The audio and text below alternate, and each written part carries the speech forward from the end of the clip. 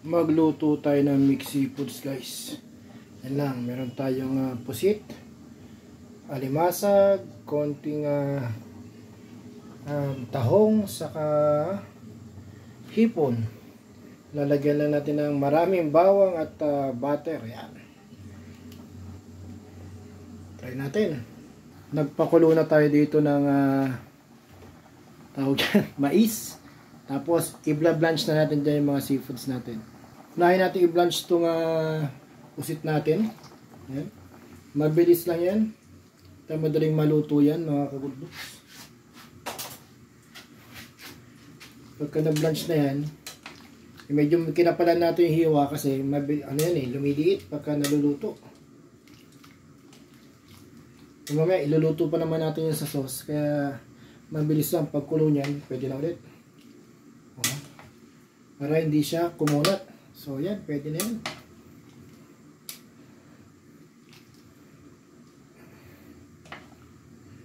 Mabilis lang dapat pagka pusit ang niluluto.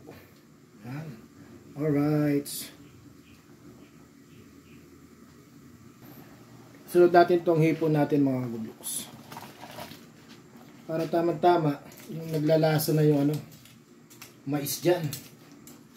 Sarap ng hipon, lalaki. Sana malalaki ang hipon. Sandali lang yan, pag nag-orange yan, pwede na yan.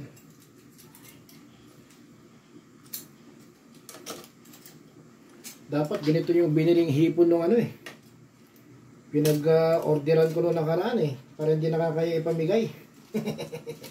Yan, tapos na yun, natin magagawa ron. Naalala ko lang.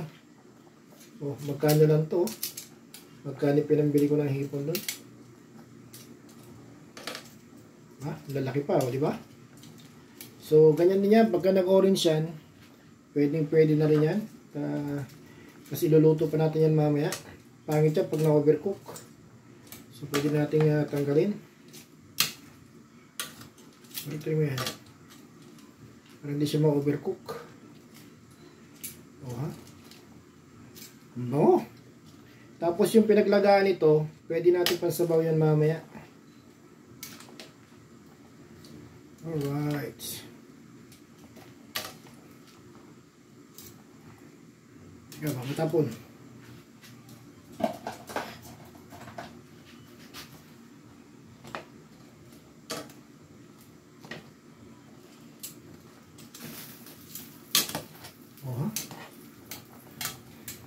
Okay na yung mais dyan.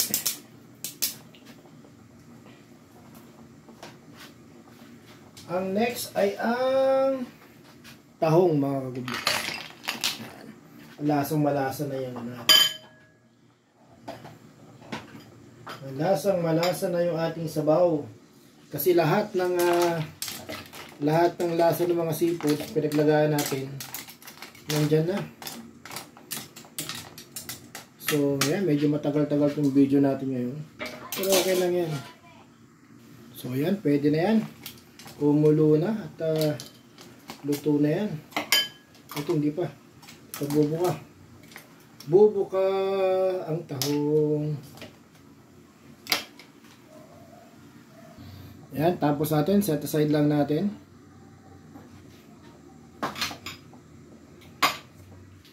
Itong naman, pwede na yung mais na yan. Itong crabs naman, mga kagudloks. Yan.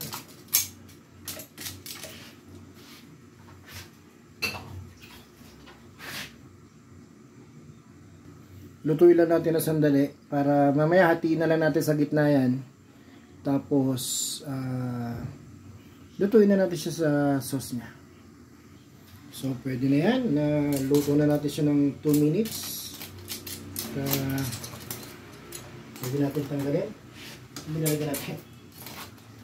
Ayan, hiwain na lang natin. Tinanggal na rin natin impurities sa sabaw, mga kagudloks, kasi gagamitin din natin sa sabaw mamaya. Yan ang ipansasabaw natin. Alright. Lutuin naman natin ngayon yung ating sauce. Yan, konting mantiga lang. Konti pa.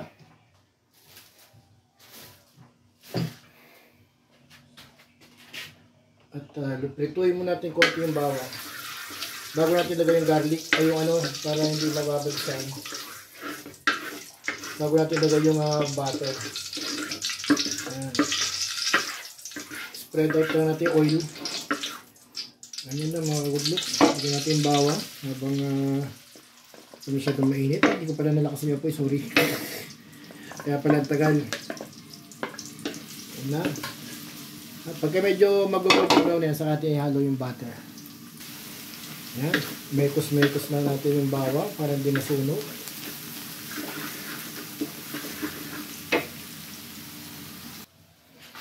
So, ayan. Pag medyo, mahina pa rin apoy. Pwede natin lagay itong butter natin. Kalahati lang, kalahating butter, okay na yan. Kasi hindi naman masyado madami yung ating lulutuin. Sayang to eh.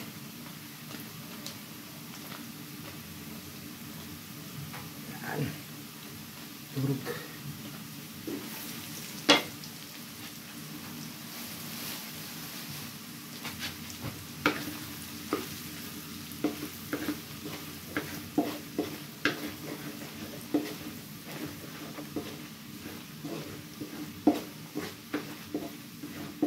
O, diba? Mekos-mekos po lang para di masunog. Napakabango mga goodlooks. Napakabango. Napakabango. Oh, ang bango ng butter mga goodlooks. Saka yung garlic. Gravity. At yan, medyo nangangamoy na talaga yung bawang natin guys. Okay na yan. Hindi natin masyadong sunugin. Pwede na natin timplahan yan. Lagyan na natin ng asukal.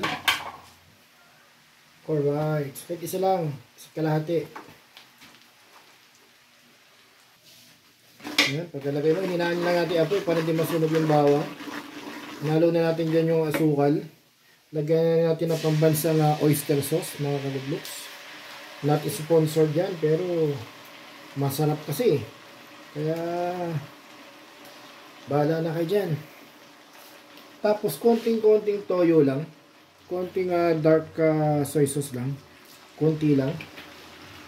Tapos lagyan din natin ng Knorr seasoning. Ayan. Alright. Pampabango yan guys. Loloy nyo lang. Tapos yung paminta natin. Hintayin na natin yung paminta natin. Diba?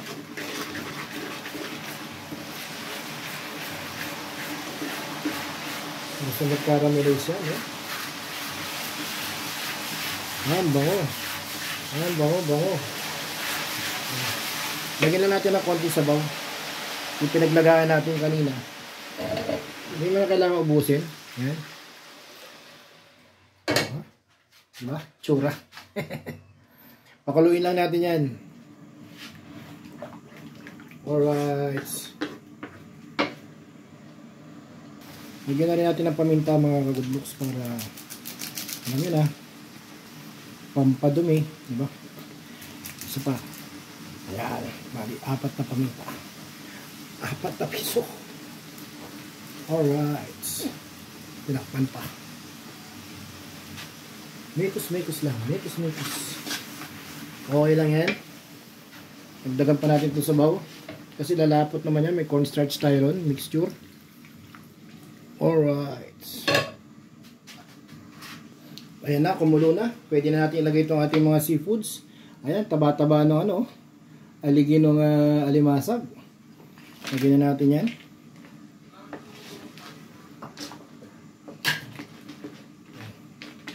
Ayan mo siya, maluto muna dyan. Manuot yung lasa niya dyan. Napakuluan naman natin siya. At itong tahong natin. Ayan, tahong. Alright. Ayan, dami namang sabaw niyan. Mamaya mawawala yung sabaw niyan mga bubos. Maniwala kayo sa akin.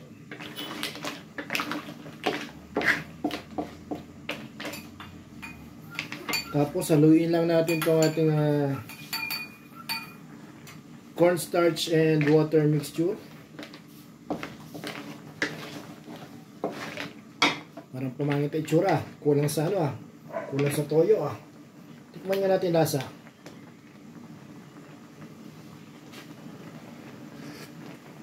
Uy, manyaman ini. Masarap mga ka-good looks. Napakasarap talaga. Kasi yung lasa ng seafoods, eh, nandiyan pa rin naman. So, lagyan na natin itong hipon natin. Very generous na hipon. Worth 300 pesos lang yan. Pero napakadami na. Yung pusit kasi madaling maluto yun mga ka-good looks. So, ayan na. Nangyayari na yung hula. Naligo na sila. Nag-swimming na sila sa sabaw. Napakaraming sabaw. Pag kumulo yan, goods na goods na yan. Isama na rin natin itong pusit natin. Oha. Saka syempre, yung ating, muntik pa natin makalimutan. Yung ating nilagang mais. Yan. At lagyan din natin ng isang red pepper. Yan. Very good. Very nice. Tapos, imekos lang natin yan. Luto na yan. Pati yung bell pepper niyan. Tamo, mainit. Wala akong pot holder. Ganyan-ganyan lang, oh. Simpleng-simple lang, mga good looks, oh. Simpleng-simple lang yan. Pero napakasarap po niyan. Pag kumulo yan, hinalo-halo lang natin yan. Oh, ha? Napakasarap na yan. Ito yung pa-birthday natin dun sa dalaga natin to. Dahil birthday niya ng Webes at wala tayo. Hindi, ngayon tayo magluto niyan. So, yan. Yun na yun. Kumukulo naman na siya, di ba? Ngayon, lalagay na natin yung ating cornstarch and water mixture. Yan ay, mamaya wala na sabaw yan. Pakalapot na yan mga folks. Haluin lang natin ng bahagya. At ayan na nga, nangyayari na yung hula. Ang bango, napakabango. Tapos lalagyan natin yan ng, syempre ito ay wala sa inyong kinalaman. Lalagyan natin siya ng honey mga gulos. Yan, napakalapot tong honey natin. Totoong honey yan, galing pa sa Batangas.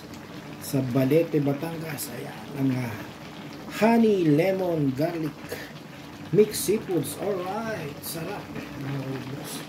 Sarap ito nito. Siyempre, tayo nagluto eh.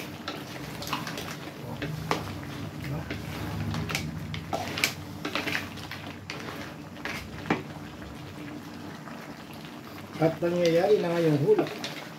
Mga ka-good-looks, lumapot na yung sabaw natin. Hindi lang masyado malapot. Napadami yung sabaw natin.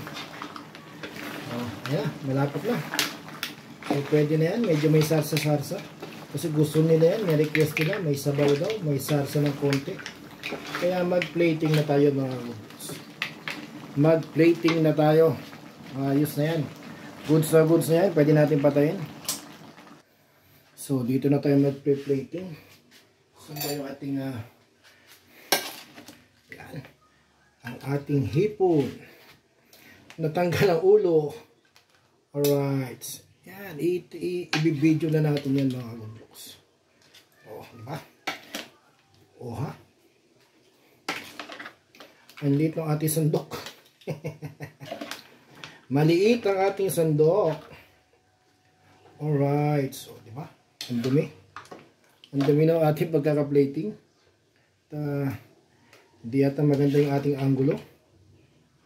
Ang anggulo ni mukha mo, eh magulo talaga. Napakagulo ni mukha mo. Ayan, oh. Ayan, oh. Tanggal yung mga ulo ng hipon. Ayan, oh. Ayan, oh. Mainit, oh. Mainit mga ka-good-looks. Mainit. So, ito na. Napakainit mga ka-good-looks. Ito na yung ating mix seafoods. Ayan. Napakasarap po tignan. Napakamura lang po yan. Mukha lang mamahalin. Pero murang-mura lang po yan. Wala pang 500 pesos. Napakarami. Meron pa sa kaldero, oh. Dami na ito. Isang bandihado na ito mga good-looks. Yan, share ko lang. Shout out sa inyo lahat na nanonood. Maraming salamat sa pagsuporta nyo kay Mukha Mo Good Looking Vlogs. Bye-bye, mama. Chup-chup. Mm.